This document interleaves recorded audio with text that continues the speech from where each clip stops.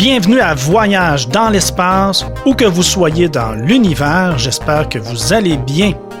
Ici Mathieu Rancourt. Dans le deuxième épisode de notre univers époustouflant, l'étrange monde des étoiles, nous avons vu qu'il y a différentes sortes d'étoiles et que celles-ci connaissent une existence qui dépend de leur masse. En conséquence de sa masse, le Soleil vivra une dizaine de milliards d'années en tout et il est présentement au milieu de sa vie. Dans environ 5 milliards d'années, il terminera ses jours de la manière que nous allons décrire aujourd'hui. À noter que ce balado « Vie et mort du Soleil » est accompagné une fois de plus par un fascicule PDF avec de nombreuses illustrations et quelques explications additionnelles qui vous aideront à mieux comprendre. Ce fascicule est disponible pour nos membres Patreon, pour nos membres qui nous soutiennent financièrement à raison de 5 $ par mois, un soutien qui est très apprécié par Claude et par moi. Je serai le narrateur du texte que mon collègue, le journaliste scientifique Claude Lafleur, a rédigé pour vous. Sur ce, bienvenue à bord. Nous vous souhaitons un agréable voyage à travers les étoiles.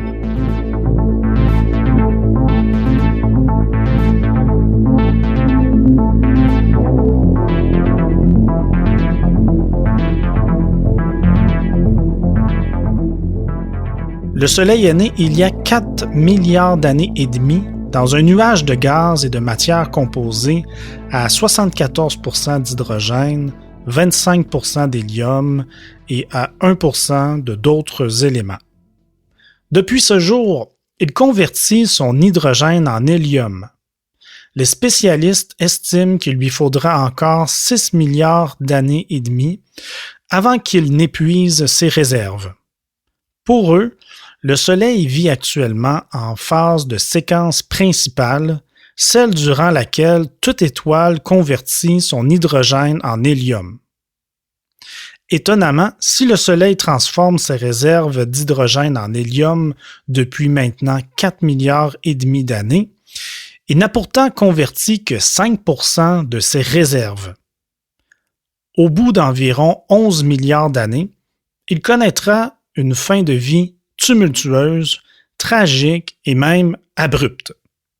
Il s'agira même d'une fin de vie catastrophique pour nous. Bizarrement, il explosera et se contractera en même temps. Pour le moment, notre étoile est une boule de gaz en équilibre. On peut l'imaginer comme une sorte de ballon. La matière qui se trouve en périphérie et à sa surface exerce une énorme pression sur le cœur de l'étoile. De ce fait, l'immense boule de gaz a tendance à se contracter sur elle-même.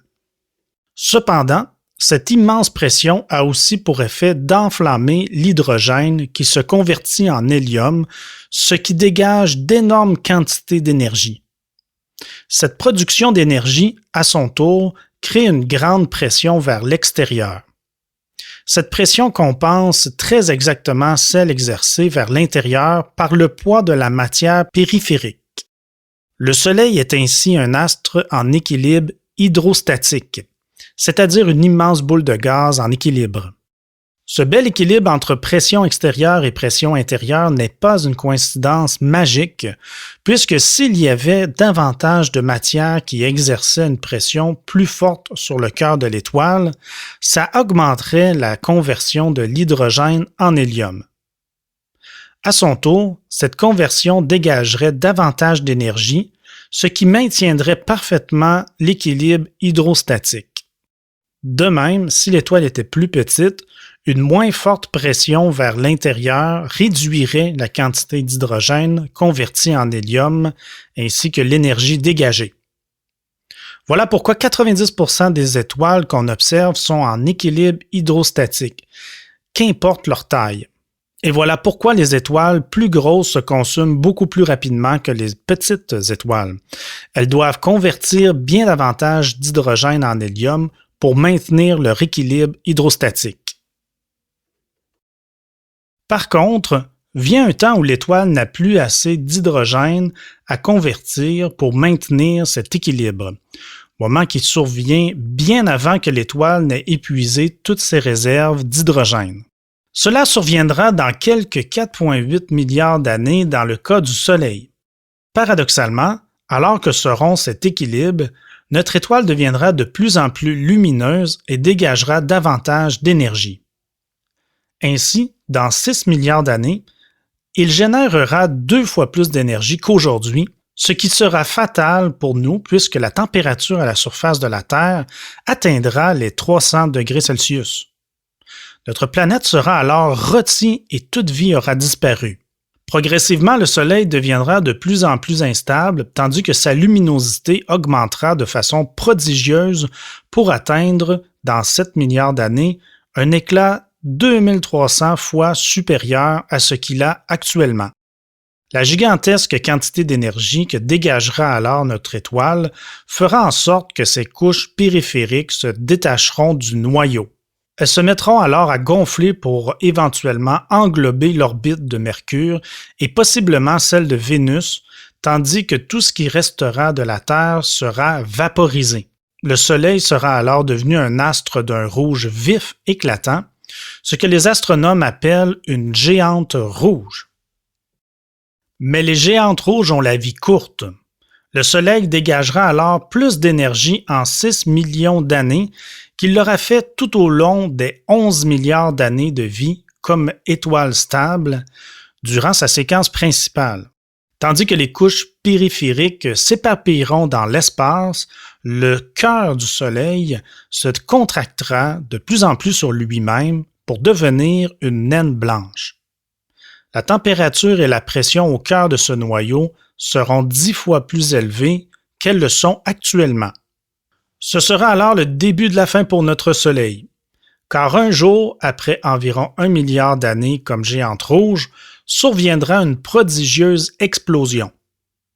Le noyau de l'étoile va soudainement éclater et se consumer, à la manière d'un fulgurant et inimaginable feu d'artifice. Ce qui se passe à ce moment-là, c'est que la température à l'intérieur du noyau atteint les 100 millions de degrés. C'est alors que l'hélium se transforme en carbone, mais ce processus génère une telle quantité d'énergie que l'hélium se transforme en carbone en quelques minutes seulement. Alors que le Soleil a mis 10 milliards d'années pour transformer son hydrogène en hélium, ses réserves d'hélium seront transformées en carbone en quelques minutes. Les astronomes appellent cet instant fulgurant de la fin de vie d'une étoile le flash de l'hélium. Et ce flash générera une telle quantité d'énergie que le Soleil brillera d'un éclat inimaginable, un éclat qui, durant quelque temps, surpassera celui de toutes les étoiles de notre galaxie. L'idée que l'humanité entière soit condamnée à disparaître d'ici 5 milliards d'années a de quoi nous plonger dans l'abîme. Un jour, et oui, nous allons totalement disparaître. Il ne restera absolument plus rien de la Terre, donc plus rien de nous. Il faut cependant mettre les choses en perspective. Voici comment Claude envisage le destin de l'humanité. On sait que nos plus lointains ancêtres, les tout premiers humanoïdes, remontent à moins de 10 millions d'années. Quant à nos lointains ancêtres directs, les premiers Homo sapiens, leur présence date de moins de 1 demi-million d'années. Enfin, les plus vieilles civilisations remontent à tout au plus 10 000 ans seulement, tandis qu'on pourrait même considérer que notre civilisation moderne ne date que de quelques siècles. Les astronomes estiment que la Terre sera transformée en cendres par l'éclatement du Soleil dans près de 5 milliards d'années. Autrement dit, si on considère que l'espèce humaine n'existe que depuis 1 demi-million d'années, on peut considérer qu'il nous reste encore 10 000 fois plus de temps d'ici à ce que la Terre disparaisse. À l'échelle d'une vie humaine, c'est comme s'il ne s'était écoulé que 3 jours et demi dans la vie d'un individu qui a encore 100 ans à vivre. Et si on considère plutôt que notre civilisation moderne remonte à 500 ans seulement, les 5 milliards d'années à venir représentent 10 millions de fois plus de temps l'équivalent des 5 premières minutes de vie pour quelqu'un destiné à vivre 100 ans. Bref, si nous sommes condamnés à disparaître un jour, dans 5 milliards d'années, disons qu'il nous reste encore pas mal de temps. Par ailleurs, si on considère l'extraordinaire évolution qu'a connue l'humanité en quelques centaines de milliers d'années seulement, sinon même ces derniers siècles, que serons-nous devenus dans 100 millions d'années ou encore dans 1 milliard d'années? Quand on y pense, les dinosaures sont disparus après un règne de 170 millions d'années. En comparaison, nous disposons encore de 30 fois plus de temps qu'eux. Et que serons-nous devenus dans 170 millions d'années? Selon Claude, il ne faut donc pas trop déprimer à l'idée qu'un jour, dans 5 milliards d'années, notre monde sera réduit en cendres par le Soleil en fin de vie.